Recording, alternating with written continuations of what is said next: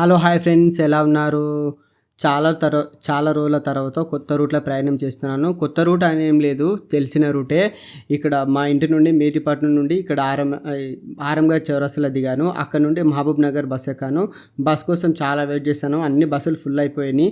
ఫైనల్గా ఒక బస్ అయితే వచ్చింది, ఒక సీట్ దొరికింది. టికెట్ తీసుకొని కూర్చున్నాను. మహబూబ్ నగర్లో దిగాను.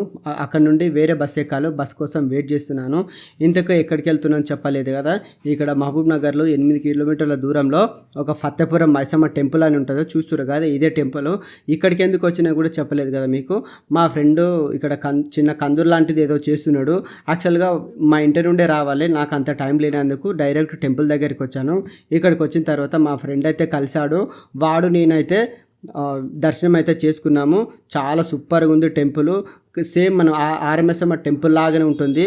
కానీ ఇది కూడా టెంపుల్ కూడా చాలా సూపర్గా ఉంటుంది. చాలామంది ఇక్కడ విజిట్ చేయడానికి వస్తారు.